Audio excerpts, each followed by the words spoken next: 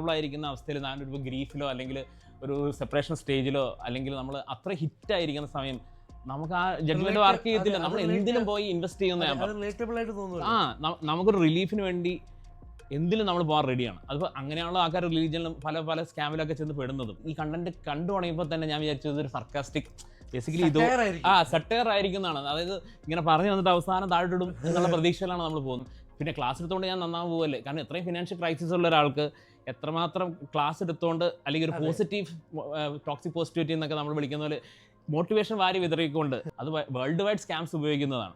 കാരണം അവർ പ്ലേസ് ചെയ്യുന്ന അവരുടെ ആ കമൻസ് ഒക്കെ വായിച്ചാൽ നമുക്കറിയാം ആ every step is very pre planned. അല്ലെങ്കിൽ അവരുടെ ആ ഒരു കാൻഡിഡേറ്റ് സെലക്ഷൻ തന്നെ വളരെ പ്രീ പ്ലാൻഡ് ആണ്.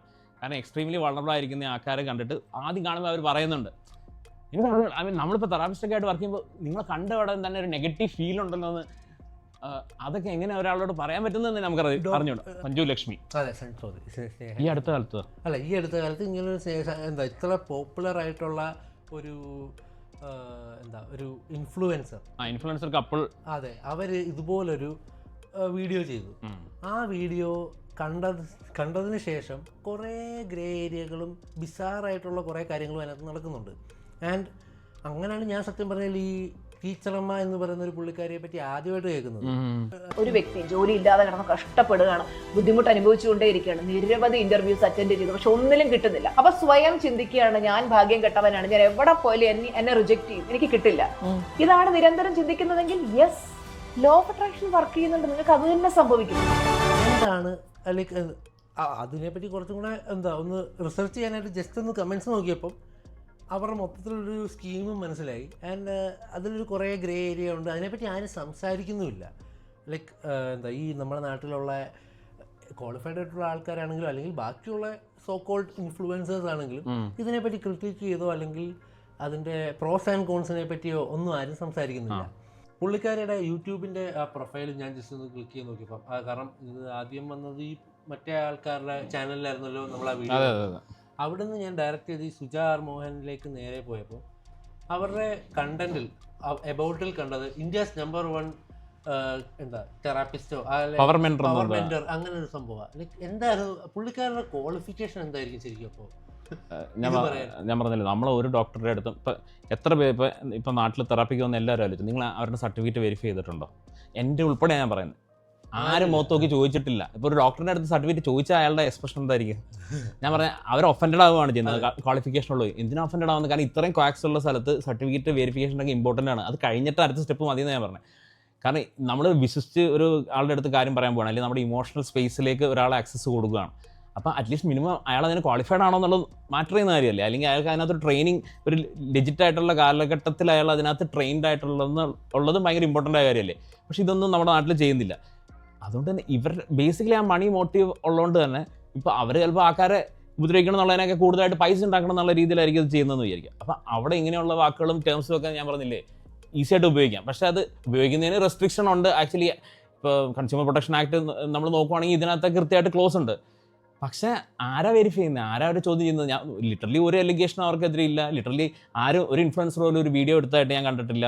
ഇപ്പം എല്ലാവരും നമ്മൾ ഫോളോ ചെയ്യുമ്പോൾ എത്ര ചെറിയ കാര്യങ്ങൾക്ക് മേ ബി അതിനൊരു കൈൻഡ് ഓഫ് ഒരു സെൻസേഷണലൈസിങ് വാല്യൂ ഉണ്ട്. സമ്മതിച്ചു, രസമാണ് കണ്ടിരിക്കാൻ, ഒരു ഗോസിപ്പ് മോഡിൽ കണ്ടിരിക്കാം. പക്ഷേ ഇതൊക്കെ ആൾക്കാരെ അറിഞ്ഞും പുറഞ്ഞും ഞാൻ പറഞ്ഞ ഉപദ്രവിക്കുന്ന കേസല്ലേ. ഐ മീൻ ഇതൊക്കെ കോർ പ്രോബ്ലംസ് ആണ്. ഇത് നമ്മുടെ ഓരോ വീട്ടുകളിലും നടക്കാൻ സാധ്യതയുള്ള പ്രോബ്ലംസ് ആണ്. ആൻഡ് ആ ലെവൽ ഓഫ് ഞാൻ പറഞ്ഞ ഒരു കൈൻഡ് ഓഫ് എന്താ പറയുക ചതി എന്നൊക്കെ പറയുന്നത് അതൊരു മോറലിനേക്കാൾ കൂടുതലായിട്ട് ഒരു criminal level of citizen to citizen ചെയ്യാൻ പാടില്ലാത്തൊരു കാര്യമാണ്.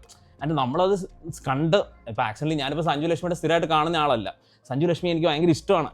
ആ ഇഷ്ടത്തോടെ കണ്ടിട്ട് ഇത് കണ്ടപ്പോൾ നമുക്ക് പ്രശ്നമായി. ടീച്ചറിനെ കാണാനും എനിക്ക് ടീച്ചറിന്റെ അഡ്വൈസ് കിട്ടാനും ഒക്കെ എൻ്റെ ജീവിതം മാറി മറിഞ്ഞത് ടീച്ചർ കാരണമാണ്. ബിക്കോസ് ഞാൻ പറഞ്ഞ എന്തൊക്കെ പറഞ്ഞാലും ഈ ഒരു സാധനം ഞാൻ പറഞ്ഞില്ല, ഇപ്പോൾ അവരുടെ ഡിഗ്രി മാറ്റർ ചെയ്യുന്നില്ല. ഇപ്പോൾ അവർക്ക് ഞാനിപ്പോൾ ഒരു സ്റ്റേറ്റ് അനുശാസിക്കുന്ന ഡിഗ്രി ക്വാളിഫിക്കേഷൻ ഉള്ള ആളാണ് ചെയ്യാനുള്ളത്, രജിസ്ട്രേഷൻ ഉള്ള ആളുമാണ്. പക്ഷെ അത് അവർക്കുണ്ടെന്ന് വിചാരിച്ചല്ലോ. എന്നാലും ആ വീഡിയോ കാണിക്കുന്ന പോലത്തെ ഒരു വീഡിയോ ചെയ്യാൻ പറ്റത്തില്ലെന്ന് ഞാൻ പറഞ്ഞു. ഒരാളെ കണ്ടോടെ തന്നെ നെഗറ്റീവ് ഫീൽ ആണെന്ന് പറയാൻ എനിക്ക് അത് ഒരു കൈൻഡ് ഓഫ് മെന്റൽ ഹെൽത്ത് അല്ലെങ്കിൽ സയന്റിഫിക് ഒരു സ്ഥലത്തും പറഞ്ഞിട്ടില്ല.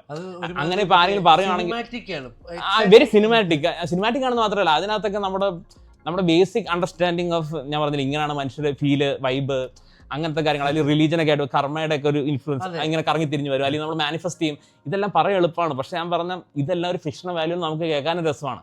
പക്ഷെ ഒരാളത് സയന്റിഫിക് കവറിൽ അല്ലെങ്കിൽ പൈസ മേടിച്ച് ചെയ്യുന്ന സർവീസ് ആകുമ്പോൾ ഇങ്ങനത്തെ സാധനങ്ങൾ സെല്ല് ചെയ്യുന്ന ഉണ്ടാക്കുന്ന ഡാമേജ്, അല്ലെങ്കിൽ ഓൾറെഡി ക്രൈസിസിലുള്ള ആൾക്കാരെ കുറച്ചും കൂടെ നമ്മൾ അതാ ഞാൻ പറഞ്ഞു, ഓൾറെഡി അവർ വളരെ വൾണറബിൾ അവസ്ഥയിലാണ്. അപ്പോൾ അവരെ കുറച്ചുകൂടി ഇവരൊക്കെ പലരും ആ സിനിമ ആ വീഡിയോ കാണിക്കുന്നവർ തന്നെ ഒരു സൂയിസൈഡ് വാക്കിലൊക്കെ ആയിരിക്കും. ഞാൻ പറഞ്ഞു why do that to them? ഞാൻ പറഞ്ഞു ബേസിക്കലി പിടിച്ചു പറിക്കാൻ പോയിക്കൂടെ? അത് ഭയങ്കര, അത് അതിനകത്തൊരു ന്യായം ഉണ്ടല്ലോ, കൈൻഡ് ഓഫ്. ഞാൻ പറഞ്ഞു അതിനകത്ത് നിങ്ങൾ അത്രയും ചെയ്യുന്നില്ലല്ലോ, നിങ്ങൾക്ക് ഒരു ന്യായം പിന്നെ ഉണ്ടെന്ന് ചോദിക്കാം. പക്ഷെ ഇത് എന്തിനാണ് ഇവരെ പറഞ്ഞു പറ്റിക്കുന്നത്? അല്ലെങ്കിൽ ഈ വീഡിയോ കണ്ടത് ഒരാൾക്ക് എന്തിനാണ് ആ ഹോപ്പ് നിങ്ങൾ ഇല്ലാത്തൊരു സാധനം സെല്ല് ചെയ്യാൻ നോക്കുന്നത്? ഞാൻ പറഞ്ഞ മനുഷ്യനിപ്പോൾ വൾണറബിൾ അവസ്ഥയിൽ എല്ലാവർക്കും അങ്ങനെ ഒരു അവസ്ഥയൊക്കെ ഉണ്ടാവത്തില്ലേ? അപ്പോൾ നിങ്ങൾ അത്ര റിലേറ്റ് ഒന്നും ചെയ്യേണ്ട. പൈസ ഇമ്പോർട്ടൻ്റ് ആണ് നമുക്ക് മനസ്സിലാക്കാം. നിങ്ങൾക്ക് ഭയങ്കര ആവശ്യമുള്ള സാരിയാണ് BMW എന്നൊക്കെ നമുക്ക് മനസ്സിലാക്കാം. പക്ഷെ എന്നാലും ഇത്രയും അത് ഒരു സിസ്റ്റമാറ്റിക് ആയിട്ട് ഇങ്ങനെ ചെയ്തുകൊണ്ട് പോകുന്നത് എന്തിനാണെന്ന് ഞാൻ ചോദിച്ചു. അല്ലെങ്കിൽ ഇപ്പോൾ ഞാൻ പറഞ്ഞ ഇപ്പോൾ അതിനകത്തൊക്കെ മാനിഫെസ്റ്റ് അങ്ങനത്തെ കാര്യങ്ങളാണല്ലോ. അപ്പോൾ ഇതിൻ്റെ ഒന്ന് സയൻറ്റിഫിക് റിയാലിറ്റി എനിക്ക് പറഞ്ഞുകൂടാ. പക്ഷേ ഒരാൾ മാനിഫെസ്റ്റ് ചെയ്തിട്ട് നടക്കുന്നില്ലെങ്കിൽ അത് അയാളുടെ കുറ്റമാണെന്ന് ഞാൻ പറഞ്ഞു. അല്ലാതെ ഞാൻ പറഞ്ഞ നമുക്ക് ഈ ഒരു ലെജിറ്റ് ആയിട്ടുള്ള മെത്തേഡ് ഒരു പെയ്ഡ് സർവീസ് ആയിട്ടാണ് ചെയ്യുന്നത്. ഇതിൽ പൈസ ഇൻവോൾവ് അല്ലാതെ എനിക്ക് സത്യം പറഞ്ഞാൽ ഒരു പ്രശ്നമില്ല. ഞാൻ ഇതിനകത്തിട്ട് ഇറങ്ങുന്നുമില്ല. പക്ഷേ ഇതിനകത്ത് ഇപ്പോൾ ഓരോ കമൻറ്റിലും അവർ പറയുന്ന കാര്യമുണ്ട്. ഇപ്പോൾ ഈവൻ ലക്ഷ്മി, സത്യം പറഞ്ഞാൽ ലക്ഷ്മിയുടെ ഹ്യൂമറൊക്കെ നമുക്ക് ഭയങ്കര ഇഷ്ടമുള്ളതാണ്. എന്നിട്ട് നമ്മളൊക്കെ കൈൻഡ് ഓഫ് ഐഡിയലൈസ് ചെയ്യുന്നതാണ്. ആ ഒരു ഞാൻ പറഞ്ഞില്ലേ, മൊത്തത്തിൽ സിനിമയെന്നൊക്കെ പോയ ഒരു ഹ്യൂമർ നമ്മൾ കാണുന്ന ഇങ്ങനത്തെ പരിപാടിയിൽ വളരെ നാച്ചുറലാണ്. അപ്പം നമുക്ക് അങ്ങനെ എത്ര സ്ത്രീകളുണ്ടാവുന്ന ആലോചിച്ച് നോക്കും, എത്ര ആൾക്കാരുണ്ടാവും റിലേറ്റ് ചെയ്യുന്നത്. പക്ഷെ അവരത് കണ്ടിട്ടേ അവർ ടീച്ചറമ്മ എന്നാണ് ഇവർ വിളിക്കുന്നത്. അവരെ ഒരു വേറെ ലെവലിൽ പ്ലേസ് ചെയ്ത് കഴിഞ്ഞ് ലൈക്ക് ഒരു ഓൾമോസ്റ്റ് ഒരു ഗോഡ് മാൻ എന്നൊക്കെ പറയുന്ന പോലെ അങ്ങനെ പ്ലേസ് ചെയ്ത് കഴിഞ്ഞു. എന്നിട്ട് ടീച്ചർമാർ ഇനി ഞാൻ എന്ത് ചെയ്യണമെന്ന് നോക്കുമ്പോൾ അവർ കൃത്യമായിട്ട് പറയുന്നുണ്ട് എങ്ങനെയാ മോള് രക്ഷപ്പെട്ടത്. അതുപോലെ ടീച്ചർമാരുടെ ക്ലാസ് സബ്സ്ക്രൈബ് ചെയ്ത് കേൾക്കുക. ഞാൻ പറഞ്ഞു അതിനകത്തൊരു ബിസിനസ് മോഡൽ ഡെഫിനറ്റ് ആയിട്ടുണ്ട്. ഞാൻ പറഞ്ഞില്ലേ, നമ്മൾ എന്താ ആൾക്കാർക്ക് സെല്ല് ചെയ്യുന്നത്? ഇത്രയും ക്രൈസിസ് ഉള്ള ആൾക്കാർ പൈസ, ഞാൻ പറഞ്ഞില്ല പൈസ ഒരു ക്രൈസിസ് ഉള്ള ആൾക്കാർക്ക് നമ്മൾ സബ്സ്ക്രിപ്ഷൻ എടുക്കാൻ പറഞ്ഞ് ഇതിലേക്ക് ലിവർ ചെയ്ത് നമ്മൾ എന്താ സെല്ല് ചെയ്യുന്നത്? ആൻഡ് അതിനകത്ത് ഒന്നും ഇല്ലെങ്കിലുള്ള പ്രശ്നമാണ്. ഞാൻ പറഞ്ഞ ഒരു 50% പോട്ടെ, ഒരു 20% എങ്കിലും ഉണ്ടെങ്കിൽ 20% വെച്ചിട്ട് തന്നെ വിൽക്കുന്നവരുണ്ട്. ഇപ്പം ഞാൻ പറഞ്ഞ ഡിഗ്രി ആയിട്ട് ക്വാളിഫൈഡ് ആൾക്കാരൊക്കെ ലെജിറ്റ് ആയിട്ടുള്ള സർവീസ് ഒന്നും അല്ല കൊടുക്കുന്നത്, അല്ലെങ്കിൽ ഓവർ ചാർജ് ചെയ്യുന്നവരുണ്ട്. പക്ഷെ ഒരു സീറോ സാധനം എങ്ങനെ സെല്ല് ചെയ്യാൻ പറ്റുന്നത്? സെല്ല് ചെയ്ത് പോട്ടെ, ഇതെങ്ങനെ ഒരു ക്രിട്ടിക്കലും വരാത്തതെന്നുള്ളതാണ് എനിക്ക് അതിന് പ്രശ്നം. ആരും ഇതിനെപ്പറ്റി ചർച്ച ചെയ്യുന്നില്ല. 2 ആഴ്ചയായി ഇപ്പൊ യൂട്യൂബ് വീഡിയോ ഇറങ്ങിയിട്ട്, 2.5 ആഴ്ച. മനസ്സിലായി. ഇപ്പോൾ ഒരാളൊരു നല്ല കാര്യം ചെയ്യുന്നതാണെങ്കിൽ അതിപ്പോൾ പള്ളിക്കാർ ചെയ്താലും ഇപ്പോൾ അമ്മ ചെയ്താലും മനസ്സിലായില്ലേ, ആര് ചെയ്താലും നമുക്ക് ഓക്കെയാണ്. ഓഫ് ചെയ്താലും ആരും ഓക്കെ ആയാലും. ഇപ്പം ഞാൻ പറഞ്ഞപ്പോൾ ഒരു സുനാമി വന്നു, വീട് വെച്ച് കൊടുക്കുന്ന ആരാണ്? നമ്പർ ഓഫ് വീട് വെച്ച് കൊടുക്കുന്ന ആൾക്കാർക്ക് നമ്മൾ അതിന് അപ്രൂവലാണ്. എനിക്ക് അതിനകത്ത് ആര് ചെയ്താലും കുഴപ്പമില്ല. സ്റ്റേറ്റിനെ കൊണ്ട് പറ്റാത്തതുകൊണ്ടുള്ള ചില കാര്യങ്ങൾ ചിലപ്പോൾ ബാക്കിയുള്ള ആൾക്കാർ ചെയ്യും. പക്ഷെ ഇതെന്താണ് ഞാൻ പറഞ്ഞ നെക്സ്റ്റ് ലെവൽ സ്കാം അല്ലേ അത്? കാരണം നമ്മൾ ആൾക്കാർ ഇത് പിടിച്ചു പറിക്കാൻ പോയിക്കൂടെ? അതിന് കുറച്ചുകൂടി മര്യാദ ഉണ്ടല്ലോ. സ്ട്രേറ്റ് ഫോർവേഡ് ആണല്ലോ. അല്ലെ, നമ്മൾ ഇതിനെ why deceive people at that point of life? ഒരു ക്ലിഫിന്റെ അറ്റത്ത് മരണത്തെ മുന്നിൽ കണ്ട് അതിനകത്ത് അങ്ങനെ തന്നെ കാണിക്കുന്നത്. അവരൊരു ന്യൂക്ക് ഇട്ടിട്ട് അവരിയ്ക്കുമ്പോഴാണ് പിന്നെ അവർക്ക് കോള് വരുന്നത്. അപ്പം അത്രയും ആ പീക്കിൽ നിൽക്കുന്ന ആൾക്കാരെ എന്തിനാണ് നിങ്ങൾ എക്സ്പ്ലോർട്ട് ചെയ്യുന്നത്? അത് ആർക്കും എന്താ ചോദിക്കാൻ ഇത്ര മടി? ഇപ്പം നമ്മളാരും ലൈബ്രറിയിലുള്ളവരോ അങ്ങനെയുള്ളതൊന്നും അല്ലല്ലോ. നമ്മളിത് വന്ന് ചോദിക്കേണ്ട വരുന്നത് എന്തുകൊണ്ടാണ്? കാരണം ഓൾറെഡി മെന്റൽ ഹെൽത്ത് എന്ന് പറഞ്ഞു കഴിഞ്ഞാൽ വലിയൊരു ഗ്രേ ഏരിയ എന്ന് പറഞ്ഞ് നമ്മൾ ലെജിറ്റായ കാര്യങ്ങൾ തന്നെ വളരെ ഗ്രേ ആയിട്ട് കാണുന്നതാണ്. പക്ഷെ അതുകൊണ്ട് തന്നെ ആൾക്കാർക്ക് ഒരു ഐഡിയ ഇല്ല.